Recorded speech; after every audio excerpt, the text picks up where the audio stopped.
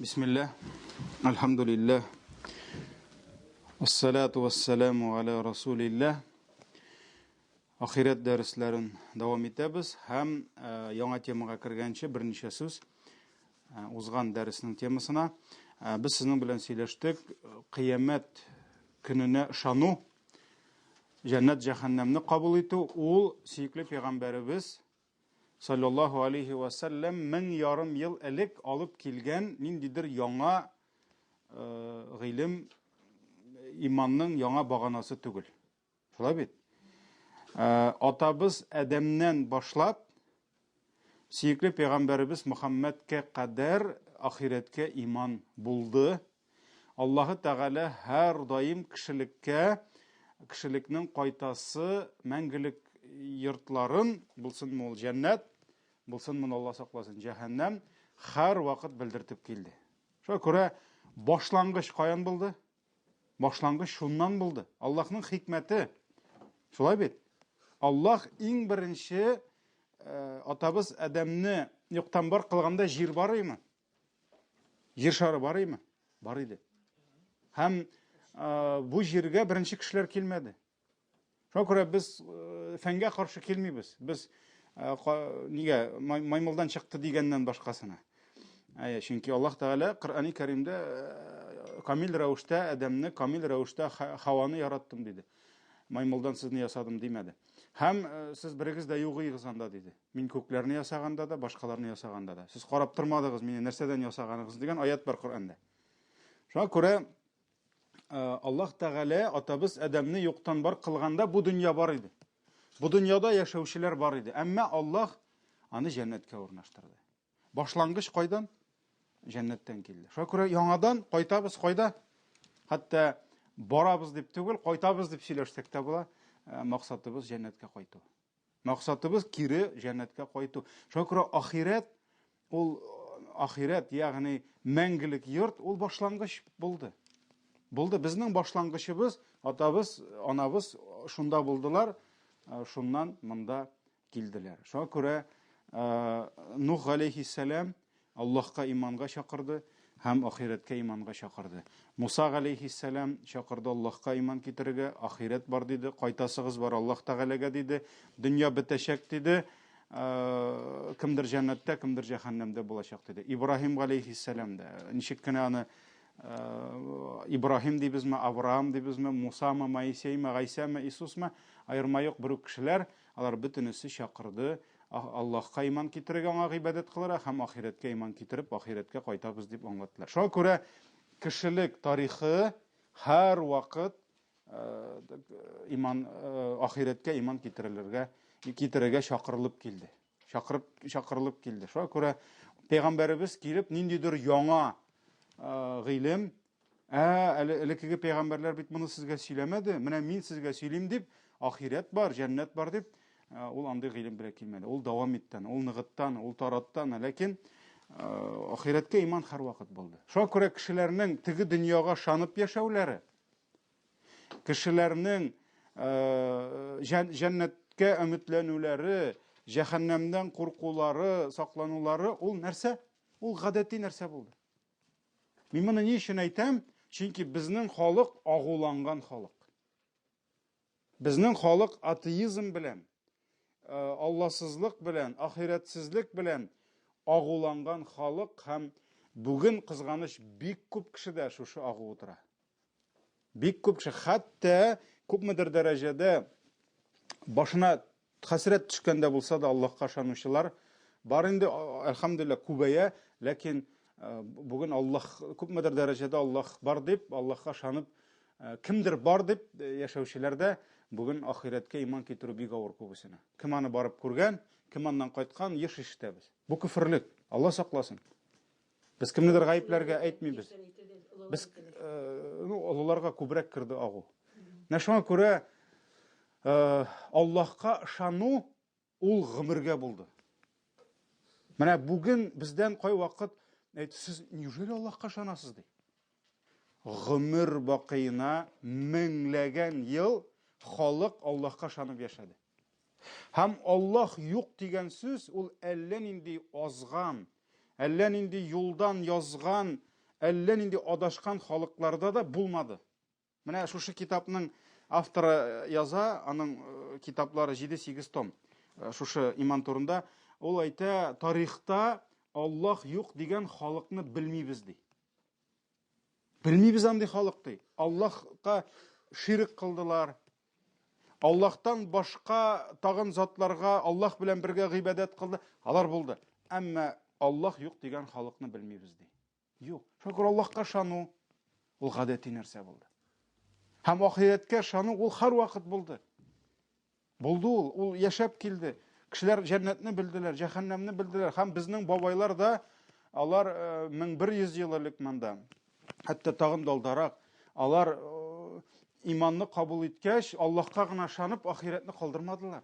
Алар Аллаһка ышандылар, ахиреткә ышандылар һәм үзләренең кемнеңдер баласы үлде, кемнеңдер хатынның ире үлде, ирнең хатыны үлде, әтисе, әнисе, туганы үлде, ул аны булды, бетте дип узатмады берсе дә.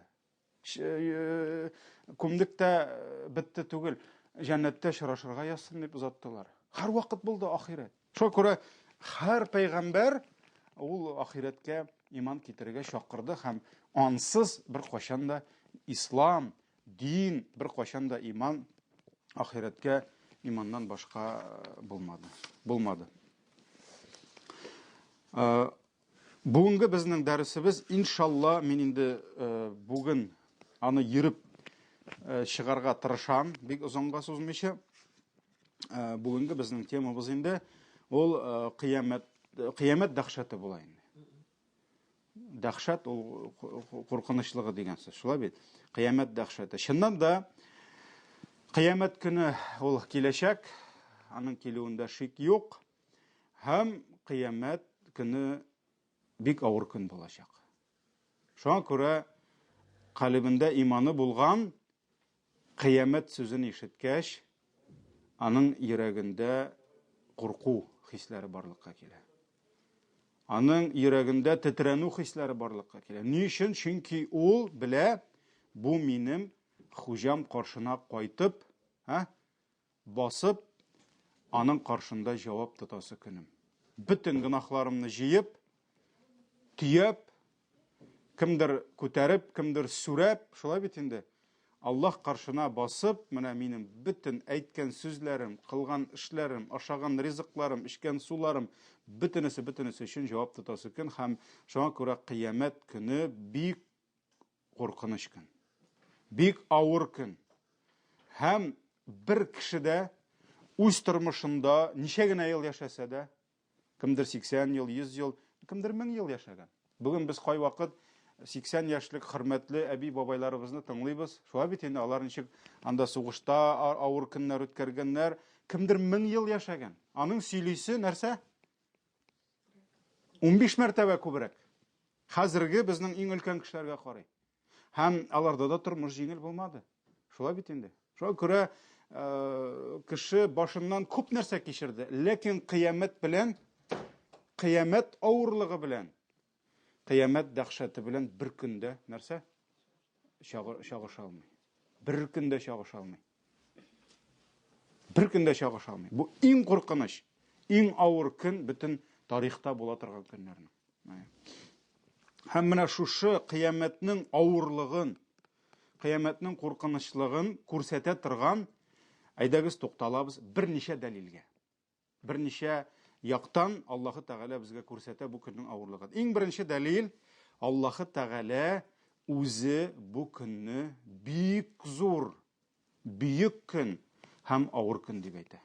Әгәр дә Аллаһ үзе шулай тасвирлый икән бу көнне, әлбәттә бу көн авыр көн булачак. Бу көн авыр көн булачак. Аллаһ Тәгалә Мутаффифин сүрәсендә нәрсә ди?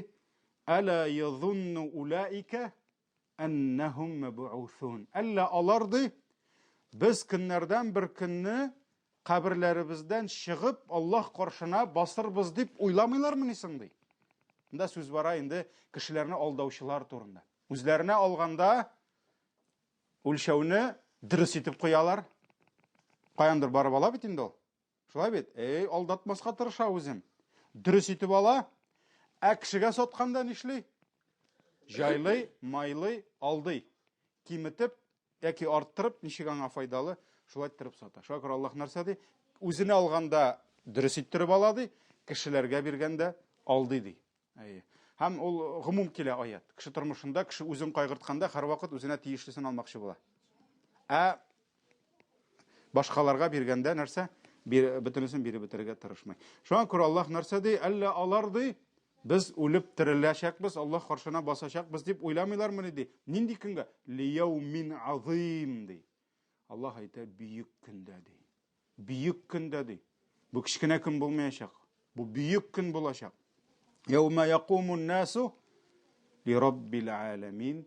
Ул көнне ди, кешеләр, галәмнәр хуҗасы, Раббысы Аллаһ каршына килеп басачаклар ди. Бу Мутаффифин сүрәсе 4-6 аятлар. Шуңа күрә Аллаһ Тәгалә бу көнне бүйек көн ди. Аллаһ каршына кайту көне ди. Шулай ук Аллаһ Тәгалә бу көнне авыр ди. Лил кафирина гайру ясир ди. Һәм кафирләр өчен бу җиңел көн булмаячак ди. Ни өчен? Чөнки моның авырлыгы күбрәк кемгә төшәчәк? Кем бу дөньяда күфрлектә яшәде? Кем бу дөньяда иманнан ярак булды? Кем бу дөньяда итагатьтән ярак булды?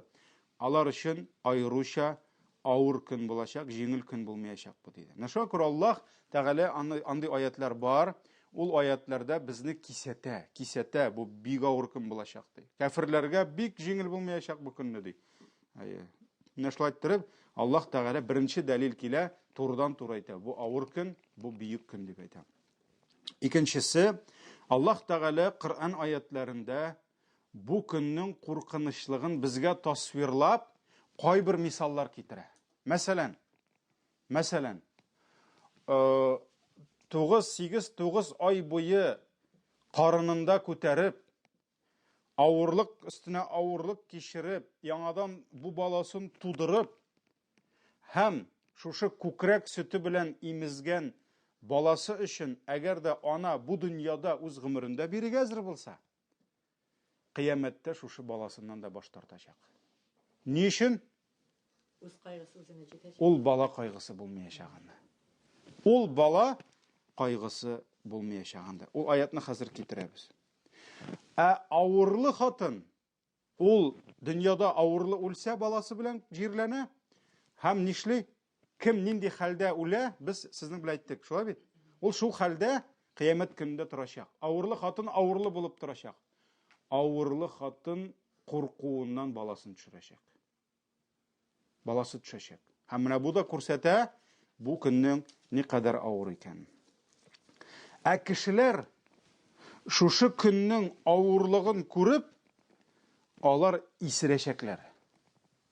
Исерә, аның акылы китәчәк. Ул исерәчәк. Һәм күзләр акайып, нәрсә? Кешеләр исерек хәлдә булачаклар шушы көнне. Моңа дәлил Хаҗ сүрәсе 1-2 аятлар. Аллаһ Тәгалә әйтә: "Я юханнас, иттaqu раббакум". Әй кешеләр ди, Раббыгызга гынах кылудан сакланыгыз. Инна залзалатас саати шай'ун азим ди, чөнки кыямәтнең тетрәве ди. Без сезнең белән тетрәү, җир тетрәүне беләбез, шулай бит, землетрясение.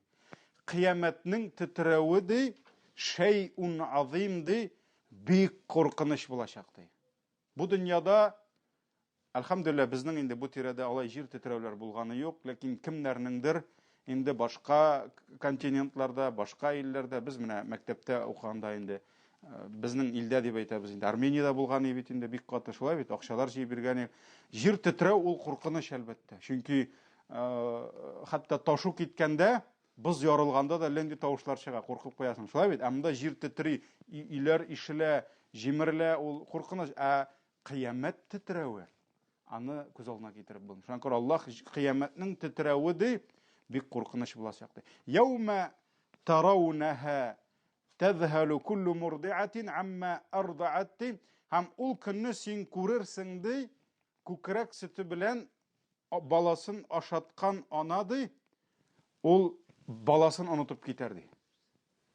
Ягъни балада, кая минем балам, анда берәрсе таптамадымы дейме, андый кайгы булмаячак ди. وَتَضَعُ كُلُّ ذَاتِ حَمْلٍ حَمْلَهَا ва һәрбер авырлы хатын үзенең нәрсә йөген төшерер ди. Ягъни баласы төшер ди, баласын төшерер ди. وَتَرَى النَّاسَ سُكَارَى һәм күрерсең син кешеләрне ди исерек хәлдә ди. وَمَا هُمْ بِسُكَارَى ләкин алар исерек булмас ди. Нигә алар исерек? Арак эчкәннәрме? Юк. وَلَكِنَّ عَذَابَ اللَّهِ شَدِيد Аллаһның газабы ди бик каты булыр ди. Һәм менә шушы куркынычлыкны күтәрә алмыйча кеше нишли? Кеше исерә башлый. Кеше исерә башлый. Хәтта бу дөньяда да менә бик каты куркынычлык күргән кешеләр сөйлиләр, кеше нишли? Кешенең бетә. Самообладание бетә, үз-үзен кулда тоту бетә, кешенең башы китә башлый. Ягъни кеше исерә башлый. Хәтта бер достым әйтә, иптәшемнең өстенә машина менгәч тә минем баш китте ди. Ничек инде синең яраткан, менә шул хәлне сөйләде дә, без инде кыямәт көне турында сөйләгәндә, баш китте ди. Мин ишетмим бер нәрсә ди, ишетмим ди, нитмим ди. Әле исән калган, альхамдулилла. Шуңа күрә нәрсә, авыр вакытта да кеше күтәрә алмыйча нишли? Аңын җуя башлый. Менә шуның кебек, монда бүтән каберләр ачылды. Бүтәнесе торды. Күпме кеше Адәмнән башлап, кыямәткә кадәр. Бүген 7 миллиард дип әйтәбез. Ничәдер елдан соң социологлар әйтәләр 9 миллиард булачак ди кешеләр. Адәмнән башлап дөнья беткәнче күпме кеше була? Әле кешеләр янына өстәгез кемнәрне? Җиннәр. Җиннәр, шайтаннар булачак. Без аларны күрәчәкбез. Без синең белән әйттек хәдисләр. Шулай бу дөньяда без күрмибез җиннәрне, альхамдулилла күрмибез. Бәлки менәм дә утыралардыр тезелешеп вагаз тыңлап. Хәт кешеләр килмәгәч, хәтта бу җиннәр киләдер. Пәйгамбәр саллаллаһу алейһи ва саллям җиннәргә дә сөйли иде вагазны. Шуңа күрә нәрсә, теге дөньяда бөтенесе күренәчәк. Фәрештәләрне күрәбез. Таулар очып йөри. Кояш бер сөңгегә якыная. Монда җәһәннәм яна. Монда тагын нәрсә? Шуңа күрә нәрсә? Ватаран насы сукара. Күрәсең син кешеләрне исерек хәлдә ди, ва маһум бисукара. Ләкин алар исерек булмас ди, бәлки көннең Аллаһның газабы каты булыр ди. Шуннан соң ул көнне шул кадәр кеше куркыр ди. Хәтта күзләр нәрсә? Күз кабагын йому дигән кешенең сыйфаты бетәчәк. Ягъни кешенең күзе тына, акая һәм ябылмаячак. Кеше маргат итмәячәк кыямәт көнне. Чөнки нәрсә? Ул маргат итә алмый кеше. Һәм ул бер секунд түгел, ул күп булачак. Вала тахсаб Ибраһим сүрәсе 42-40 аят. Вала тахсабанналлаһу гафилан амма яъмалу залимун. Аллаһ Тәгалә әйтә, бу дөньяда ди кешеләрне кимсетеп, рәнҗетеп, әшәкелек кылып яшәүчеләрнең шул әшәкелекләрен Аллаһ күрми дип уйламагыз ди. Кайвакыт кешеләр әйтәләр, нигә Аллаһ аны туктатмый ди? Аллаһ аны күрмиме ди? Аллаһ күрә. Ул синнән күбрәк күрә. Ул бөтенесен күрә, әмма Аллаһны өйрәтергә кирәкми. Кайчан кемне тотарга, кайчан кемне нәрсә урынына утыртырга. Аллаһ белүче, аның гыйлеме чиксез. Шуңа күрә Аллаһ нәрсә ди? Мин ул залимнәрнең әшәкелекләрен күрми дип уйламагыз ди. Иннама юахирухум лияумин ташхасу фиhi al-абсар ди. Бәлки Аллаһ ди аларга газапны кичектерә ди. Кайсы көнгә кадәр? Кешеләрнең күзләре акая торган көнгә кадәр ди. Монда сүз бара кайсы көн турында? Кыямәт көне турында. Шуңа күрә Аллаһ нәрсә ди? Күзләре ди куркудан акайып калыр ди, тынып калачак һәм йомылмаячак. Мухтиина муqni'i руусихим. Алар ди ашыгып барырлар ди, башлары артка киткән булыр ди. Башлары артка киткән булыр ди, ашыгып барырлар ди. لا يرتد إليهم طرفهم һәм аларның күккә караган карашлары кире кайтмас үзләренә ди. Ягъни кире кайтмас ди, менә шулай күккә карап китерләр ди. Һәм нәрсә ди? Ва афидатухум һава, һәм куркудан ди аларның йөрәкләре буш булыр ди. Ягъни нәрсәдер уйлый, нәрсәдер кайгырта алмас, куркудан аларның ниндидер башка хисләре калмас ди.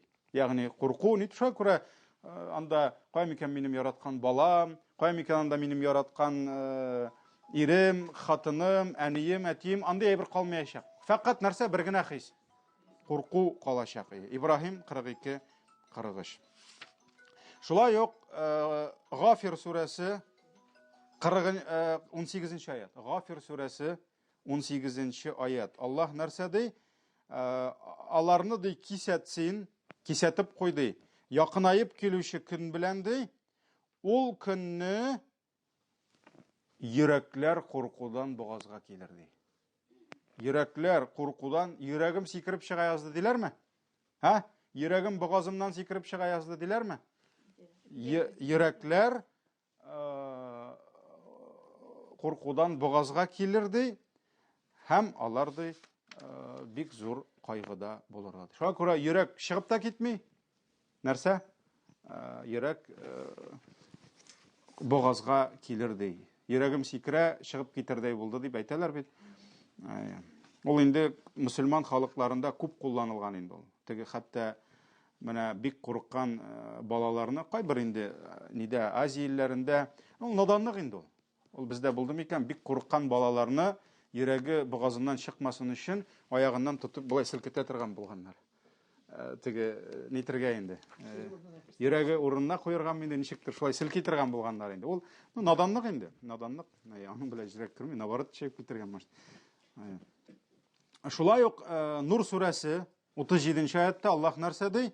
Ул көнне күзләр акаер ди, йөрәкләр әйләнер ди. Ягъни йөрәкләр әйләнер ди, бетерелер ди. Инде куркудан.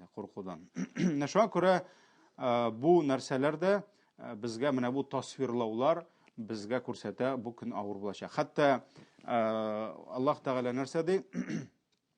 Яңа туган баланың ди. Нәрсә? Сабый баланың гынахасы бармы? Ул баланың куркудан чәче агарыр ди. Яума яджалул вилдан шиба. Ул көнне яңа туган баланың чәче агарыр ди. Шуңа күрә менә бу бит инде чәч яңа туган бала да аңлый инде. Гынахасы булмаса да. Монда бу чагыштыру өчен килә. Әлбәттә Аллаһ кимсетмей гаипсез кеше булса. Шулай бит. Әмма ләкин монда сүз бара, әгәр дә яңа туган баланың куркудан чәче агарса, монда артына гынах тиеп килгән алык кешеләрнең нинди хәлдә булачак. Менә шуңа күрә бу булды безнең икенче дәлил. Шулай бит, икенче төр дәлил. Өченче төр дәлил менә бу көнне Кыямәт көнендә кешеләрдә курку шул кадәр зур булыр, һәм кайгы үзе өчен, үзенең нәфесе өчен шул кадәр зур булыр.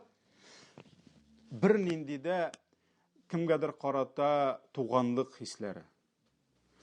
Ниндидер кемгәдер карата мәхәббәт хисләре, кемгәдер карата менә бу күңеле якын дуслык хисләре бер нәрсә калмый. Бөтен кешедә кем кайгысы була? Фақат үз кайгысы була. Шуңа күрә Аллаһ Субханаһу ва Тәгалә нәрсә дип әйтә? Мәсәлән, Мөэминнәр сүрәсе 101-нче аят. Мөэминнәр сүрәсе. Ул көнне ди сурга өрелгәч ди, алар арасында ди туганлык җепләре бетерди. Һәм алар бер-берсен сорашмаслар ди.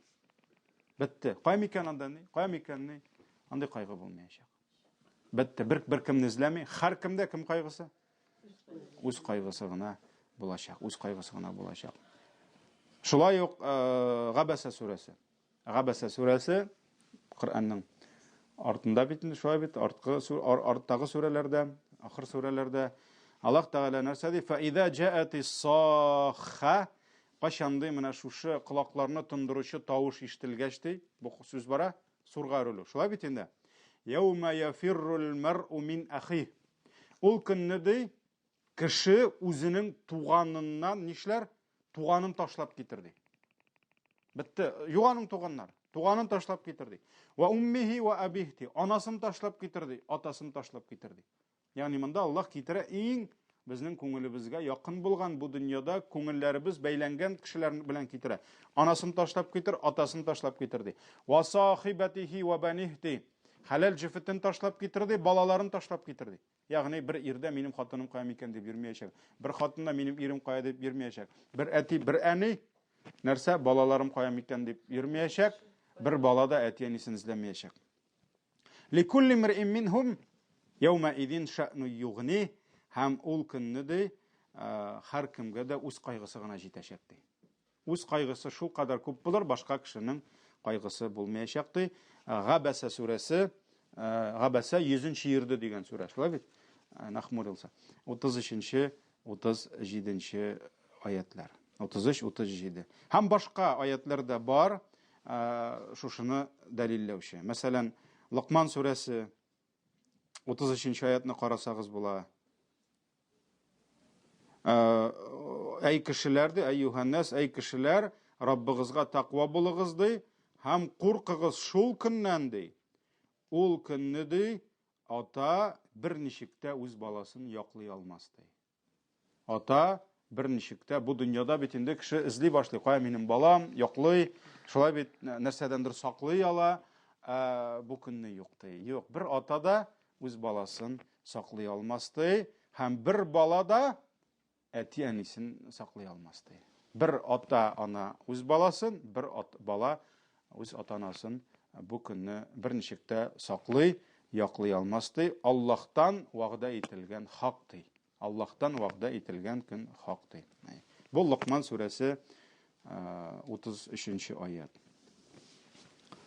Шуңа күрә кайберәүләр әйтәләр бит, ярар, балам, син укый инде күбрәк безнең өчен дә анда балаң синең өчен бер нәрсә эшли алмаячак. Әлбәттә, мөэминнәрнең булачак бер шафагать темасы ул бар, ул башка тема.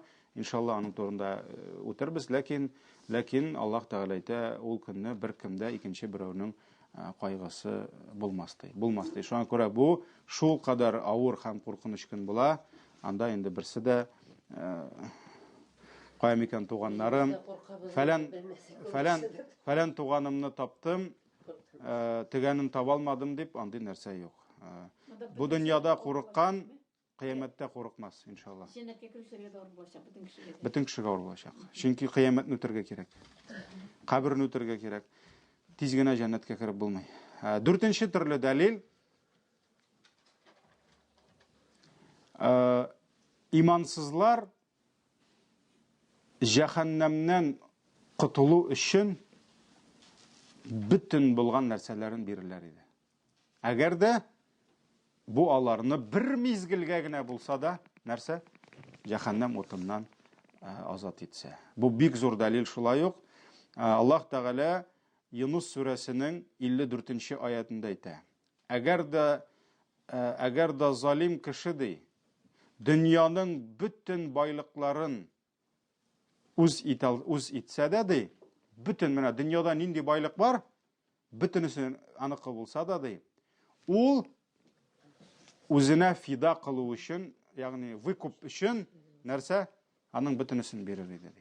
Юнус сүрәсе 54-нче аят. Ягъни дөньяның бүтән байлыгы аның кесәсендә булса да, бүтәнесен бирер иде ди, үзен шушы газаптан коткару өчен ди. Хәтта җирдән күбрәк мал булса да, менә бүген җирдәге байлыктан күбрәк мал булса да, Аллаһ Тәгалә әйтә, бүтәнесен бирер иде. Рагд сүрәсе 18-нче аят. Рагд сүрәсе 18-нче аят.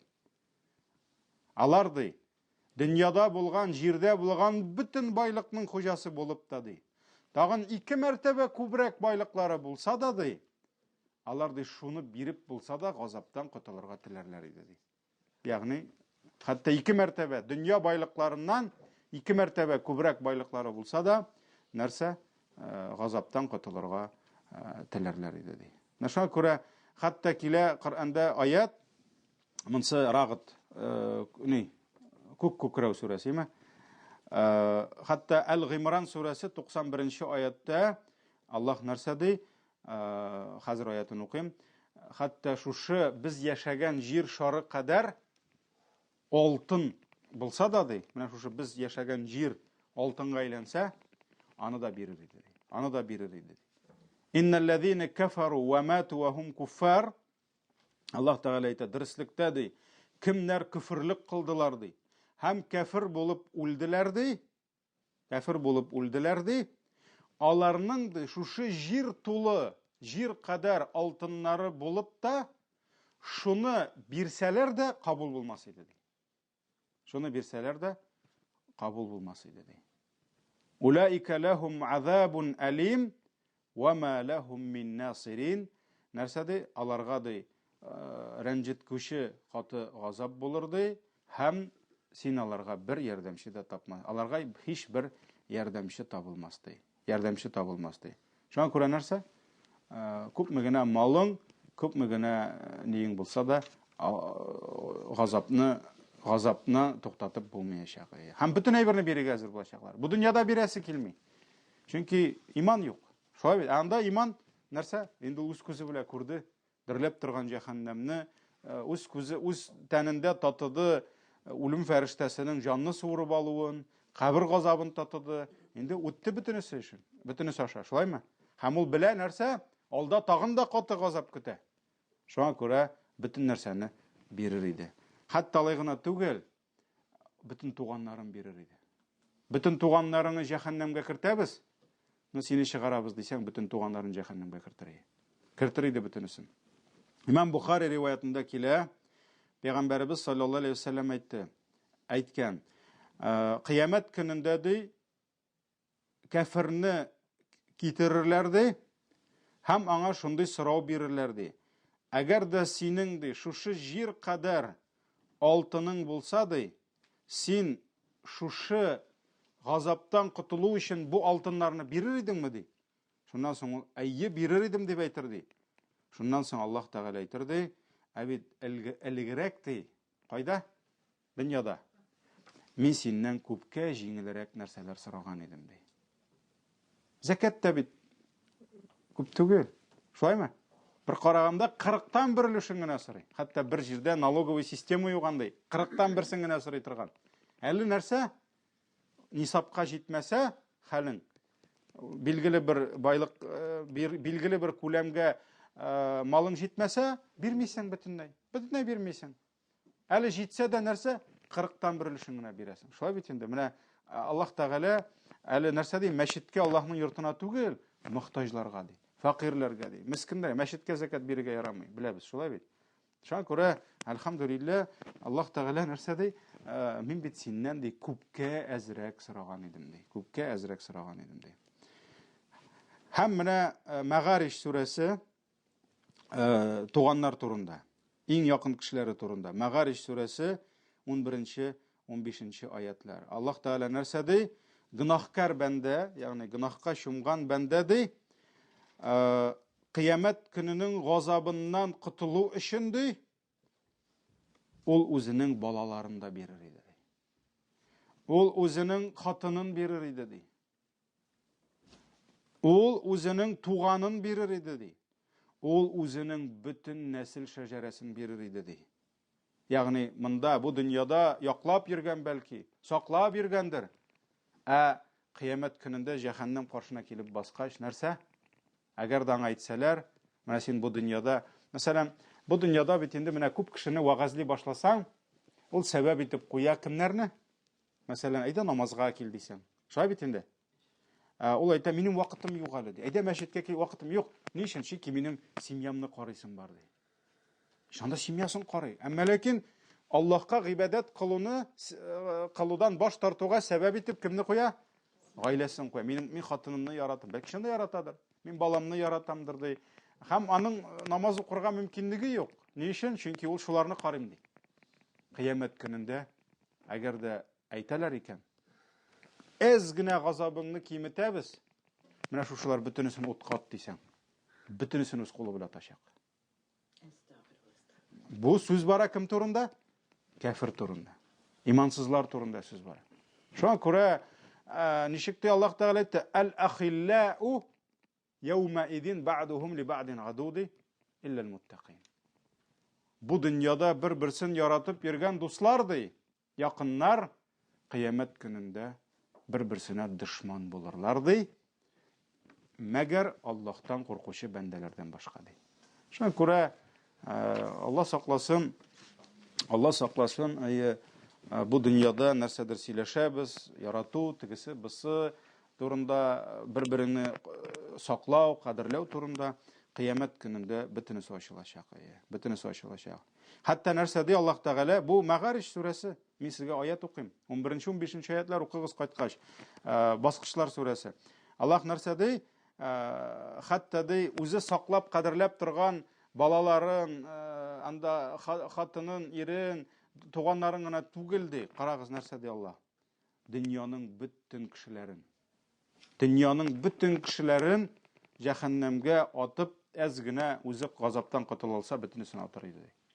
Шуңа күрә мин бүтән кеше юк. Кыямәттә фақат кеше үзен генә үләчәк. Бу булды безнең 4нче төрле дәлил. Шулаймы? 5нче төр дәлил.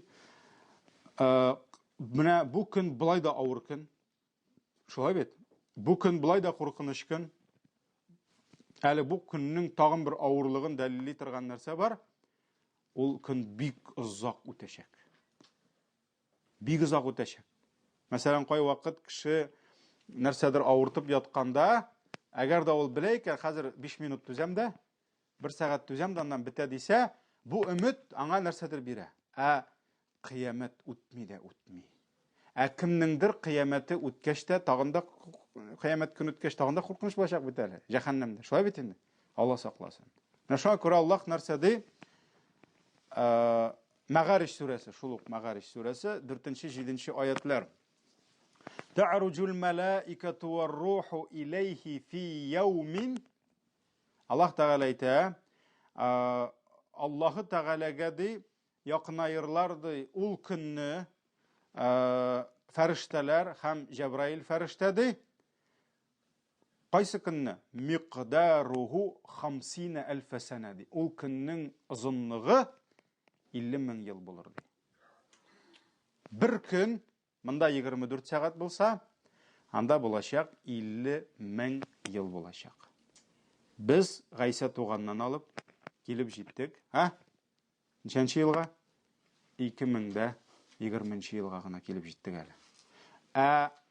Ул көн бер көн 50,000 ел. Шуңа күрә безгә күз алдына китерү өчен без яшәгән безнең эраны тапкырларга кирәк, ничәгә?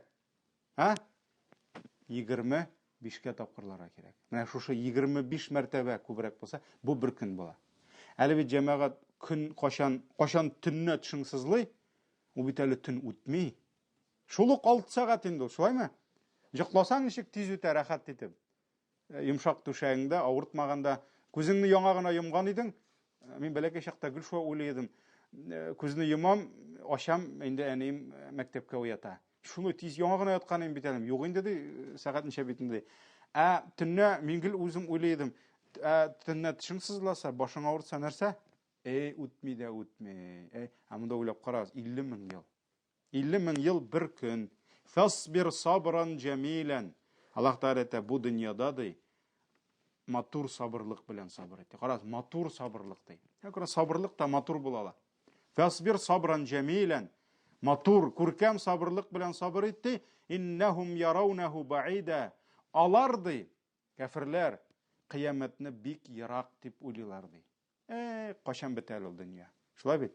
Ва нараху кариба, әмма без аны бик якында күрәбез ди. Кыямәт бик якын ди. Мәгариш сүрәсе 4-7 аятлар. 4-7 аятлар. Шуңа күрә кыямәт көне Аллаһ Тәгалә әйтте 50,000 ел булыр ди. Ләкин кыямәтнең озынлыгы бөтен кешегә дә бер төсле үтәме? Юк. Ул инде төннең 7 сәгате кебек, кемгәдер ул җиңелрәк үтәчәк, Жеңіл өткәш ул тизрәк үткән булып тыелачак, ә кем өчендер ул бик авыр. Ләкин ул барыбер 50 000 ел. Шуңа күрә бар хәдисләр, Пәйгамбәрбез саллаллаһу алейхи вассалам Аллаһыга итагать кылган, гыйбадат кылучы бәндәләр өчен ул көн тиз үтерди. Ягъни жеңіл тыелыр ди. Һәм менә тагын бер нәрсә, кеше бит инде һәр вакыт үзенең тормышы белән чагыштыра. Шулай бит? Мәсәлән, кеше үзенең тормышы белән чагыштыра. Мәсәлән, мин 60 ел яшәдем ди, минем 80 ел ди. Менә кыямәт көнне шул кадәр озак үтәчәк, хәтта аларның дөньялыкта яшәгән гомерләре 1 сәгать кебек тыелачак. Ягъни ничә ел яшәсә дә, ул бер мизгел кебек кенә тыелачак. Менә бу да күрсәтә нәрсәне? Кыямәтнең авырлыгын. Хәтта беләбез хәдис, Пәйгамбәр саллаллаһу алейһи ва саллям әйтә, кыямәт көнне китерләр ди, бу дөньяда иң рәхәт, ягъни күңел ачуда тормышын үткәргән кешене ди, ләкин ул ди гынаһка чумган булыр ди. Шуннан соң нәрсә? Аны бер мизгелгә, 1 секундка фәрештәләр җәһәннәмгә тыгып кына алачаклар. Менә ишекне ачалар да, кертәләр дә кире чыгаралар. Шуннан соң Аллаһ Тәгалә сорый, бәндәм ди, менә бу кешедән дә бай, бу кешедән дә сәламәт, бу кешедән дә күбрәк күңел ачып яшәгән кеше юк тарихта. Бу иң бай, иң рәхәттә яшәгән кеше. Әмма бозылган байлык белән. Нәрсә? Җәһәннәмгә кертеп алалар 1 секундка, мында 1 мизгелгә. Һәм Аллаһ сорый, бәндәм ди, гомереңдә берәр яхшылык күргәнең булдымы ди? Берәр нигъмәт килдеме сиңа ди? Валлаһи Раббым, гомеремдә бер нигъмәт күргәнем булмады ди. Кая китте тормыш? Дөнья рәхәтләре, онытылды. Җәһәннәмне бер күргәч тә нәрсә? Как будто гомерендә бер нигъмәт. Ул бит алдамый Аллаһны. Ул бит чыннан да шулай уйлый. Шулай бит. Шуннан соң Пәйгамбәр саллаллаһу алейһи ва саллям әйтә, алып килерләр ди, дөньялыкта иң күп сынауларны үткән кеше ди. Аның кебек авырлыкларны ди тарихта бер кеше дә күрмәгән. Һәм ул иман иясе булыр ди.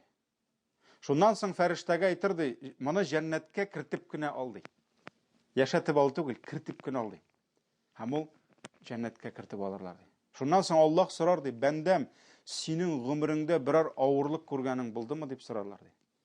Ул әйтер ди, валлаһи Раббым, гомеремдә бер авырлык күргәнем булмады дип әйтер ди. Ул чыннан да шулай уйлаячак. Ни өчен? Онытты. Оҗмахны күргәч бөтенләй онытыла. Бетте. Бу дөньяда каядыр анда синең авырлык кичерүең, каядыр нәрсәгәдер сабыр итүең, каядыр нәрсәдер, ул бу дөньяда авыр кебек тыела, әмма тегендәге белән чагыштырсаң, җәннәтне күргәч бөтенләй онытылачак. Бөтен нәрсә җәннәтне күргәч онытылачак. Һәм инде кыямәтнең озынлыгы турында бу дөнья 1 сәгать булып тыела дидек, һәм Пәйгамбәребезнең инде зур шатлыгы бар. Бу дөньяда мөмин өчен кыямәт көне ди, нәрсә? Илә белән икенде арасы кебек үтеп китәр ди. Илә белән икенде арасы кебек кенә үтеп китәр ди, мөмин өчен кыямәт көне ди. Менә шуңа күрә Аллаһ рәхмәтле, Аллаһ хикмәтле, әлбәттә ул үзенең бәндәләрен нәрсә? Хәсрәткә салмый, һәм Аллаһ җиңеллек бирә. Ярый, киләсе дәрестә безнең инде темабыз булыр, иншалла, ахвалун нас яумал кияма. Кешеләрнең кыямәт көнендәге хәлләре. Әйдәгез башлыйк инде кафирләрдән. Авырлыгын башлыйк, аннан җиңелгә килербез. Ярым, 2 дәрес бер юлы авыр булу нитмәсме? Авырга төшмәсме? Сыртка төшмәсме? Шуңа күрә киләсе дәрес кафирләрнең кыямәттәге хәлләре була. Аннарысын инде нинди гынахлар өчен нинди хәлләргә төшәләр? Аннарысын кайтырбыз иншалла мөминнәрнең кыямәттәге хәлләренә иншалла. Субханакаллаһумма бихамдик, ашһаду ан ла илаха илля ант, астагфирука ва атубу илейк.